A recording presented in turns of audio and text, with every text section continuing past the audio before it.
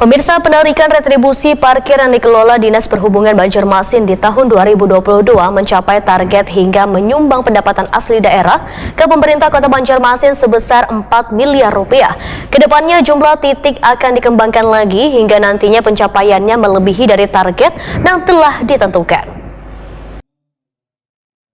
Penarikan retribusi parkir yang dikelola Dinas Perhubungan Banjarmasin di tahun 2022 mencapai target hingga menyumbang pendapatan asli daerah ke pemerintah Kota Banjarmasin sebesar 4 miliar rupiah. Kepala Dinas Perhubungan Banjarmasin Slamet Begjo Waitakuni Primatipi usai membuka kegiatan sosialisasi hasil kajian penggunaan e-parkir di Hotel Ratan Inn Banjarmasin besokan Selasa 10 Januari 2023 memedahkan pencapaian target ini berada pada sekitar 170 titik parkir, sedangkan potensi penghasilan terbesar retribusi parkir Sulawesi ini ada di pasar-pasar tradisional, dan kayak di Pasar Sentra Antasari, Pasar Baruan, Pasar Sudi Mampir. Kedepannya jumlah titik akan dikembangkan lagi hingga nantinya pencapaiannya melebihi dari target yang telah ditentukan.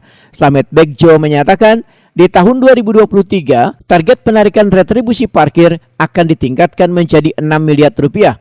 Untuk mencapai target tersebut, maka nantinya akan ada penambahan 5 lokasi parkir yang tersebar di Banjarmasin yang akan terdaftar melalui sistem pilot project.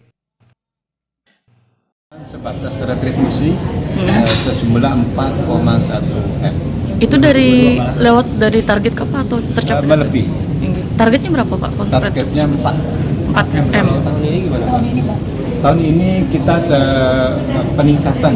Tahun ini ada peningkatan kurang lebih 6 dari 4 jadi 6. Ada berapa titik Pak dari 4, M tadi? Ada 170-an titik yang